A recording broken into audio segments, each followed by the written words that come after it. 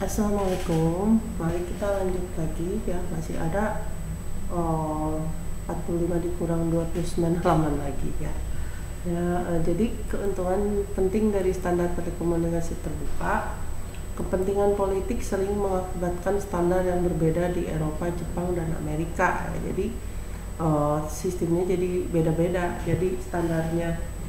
Jadi standarisasi ini tidak hanya masalah teknis, politik juga, misalnya untuk melindungi industri lokal. Jadi misalnya untuk HP gitu ya, standarnya suka beda-beda. Jadi kalau kita ke negara lain, kadang-kadang alatnya suka nggak bisa dipakai. Nah itu karena standarisasi yang berbeda ya. Jadi makanya ada standarisasi internasional supaya kalau HP dari mana dibawa kemana atau dijual kemana, dia bisa dipakai gitu. Jadi ada pasar bebas. Jadi ada peluang-peluang untuk industri dari negara kecil.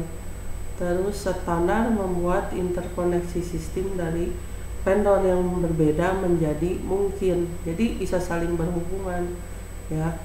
Inilah tujuan teknologis yang utama dari standarisasi. Keuntungan penting dari standar telekomunikasi yang terbuka. Jadi standar membuat pengguna dan vendor operator jaringan jadi independen dan sekaligus meningkatkan ketersediaan sistem. Ini meningkatkan ketersediaan dan kualitas sistem serta mengurangi biaya. Standar membuat layanan internasional menjadi tersedia. Nah, standarisasi memainkan peranan penting dalam penyediaan layanan internasional.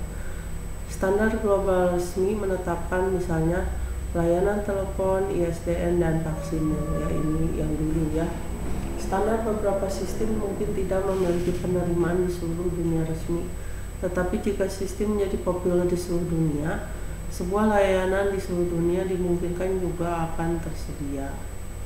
Ya, jadi mungkin ada yang nggak berlaku di seluruh dunia, tapi kalau dia bisa diterima di seluruh dunia, maka layanan itu akan menjadi populer ya. Jadi harus bikin sistem yang sama tapi diterima di mana-mana.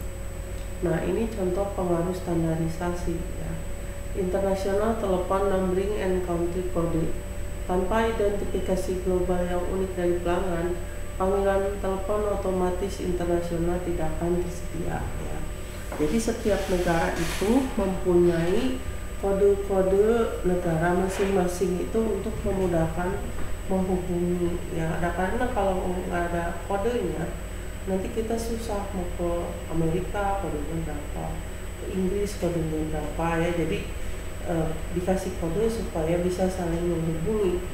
Terus telepon subscriber interface ya, PCM coding primary rate infrastruktur, television radio sistem, frekuensi yang digunakan untuk satelit dan radio komunikasi ya. Jadi bicara tentang frekuensi ya, spektrum. Jadi kita punya frekuensi masing-masing yang harus beda gitu ya, karena kalau sama nanti bisa bentrok. Konektor dan sinyal untuk PC, printer, dan modem ya. Jadi mereka punya konektor masing-masing ya. Terus LAN dan wireless LAN memungkinkan orang untuk menggunakan komputer dari sembarang produsen dalam jaringan kantor. Yang penting standarnya sama. Terus seluler telepon sistem memungkinkan pengguna untuk memilih handset dari berbagai pilihan dengan fitur yang berbeda dari vendor yang berbeda ya. Jadi ini kegunaannya standarisasi ya. Jadi kalau misalnya kita punya telepon mereknya beda, tapi tetap dapat berhubungan karena dia sistemnya sama. Terus organisasi standar, pihak-pihak yang berkepentingan ada 4. Jadi di sini ada network operator ya, ada produksi peralatan ya, pabrik, terus academic expert ya, misalnya buat penelitian, terus ada pengguna. Jadi ini semua saling berhubungan ya. Pengguna menunggu-nunggu ya produk terbaru. Kalau pabrik-pabrik misalnya menunggu penelitian terbaru dari academic expert. Terus network operator juga dia menyesuaikan dengan apa yang diproduksi oleh pabrik ya. Jadi semuanya saling berhubungan. Terus organisasi standar, pihak yang berkepentingan, operator jaringan kepentingannya untuk meningkatkan kompatibilitas sistem telekomunikasi untuk dapat memberikan jasa dan area luas atau bahkan jasa internasional, untuk dapat membeli peralatan dari beberapa vendor. Terus produsen peralatan, kepentingannya untuk mendapatkan informasi tentang standar masa depan bagi kegiatan pembangunan mereka sedini mungkin, untuk mendukung standar yang didasarkan pada teknologi mereka sendiri, untuk mencegah standarisasi jika itu membuka pasar mereka sendiri.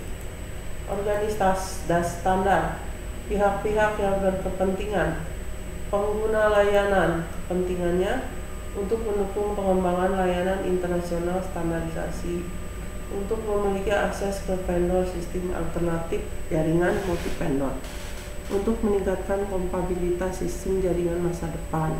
Ya. Jadi kalau ada upgrade ya tentunya kita suka ganti HP ya supaya bisa menikmati layanan yang lebih cepat atau lebih bagus atau supaya nggak lemot. Pemerintah kepentingannya agar pendekatan nasional diadopsi sebagai standar internasional. Ya. Ahli akademisi ingin menjadi penemu pendekatan teknologi baru ya. Jadi selalu ada penelitian baru, selalu ada alat baru. Otoritas standar nasional. Jadi standar nasional di setiap negara juga suka ada gitu ya. Misalnya ini di Inggris ya, ini di Jerman, terus di ini Amerika, ini di Finlandia, ini di Indonesia ya. Terus ada lagi di bawahnya BRTI untuk regulasi telekomunikasi. Nah ini ya standar-standar nasional dari setiap negara. Nah ini di Eropa, ini di Amerika ya. Ada juga IEEE tadi, terus global. Nah kalau global itu dia berlaku internasional seperti International Telecommunication Union. Jadi dia jadi internasional, ini jadi telekomunikasi yang berlaku secara internasional. Terus ini ITUR, jadi dia bagian dari International Telecommunication Union yang berhubungan dengan radio. Jadi penggunaan radio frekuensi untuk seluruh dunia dan spesifikasi untuk sistem radio. Nah ini organisasi global, internasional standar organization seperti ISO ya. Dia mempunyai kerja yang sangat penting di area dari data communication dan protokol. Terus International Electrotechnical Commission ya. Jadi contoh standar lain ya ini seperti buat HP gitu ya, UMTS, ini telecommunication system ya, Internet Engineering Task Force. Jadi ini untuk evolusi dari internet arsitektur. Nah ini soal latihan, bisa lihat dari gambar di atas ya. Jadi yang berhubungan dua arah itu apa aja, yang satu arah apa aja bisa dilihat di atas ada. Ini kalau soal latihan juga ini bisa ya, gampang sih ini bisa itu. Terus ini ya ini nggak usah, mungkin segitu saja. Terima kasih. Assalamualaikum warahmatullahi wabarakatuh.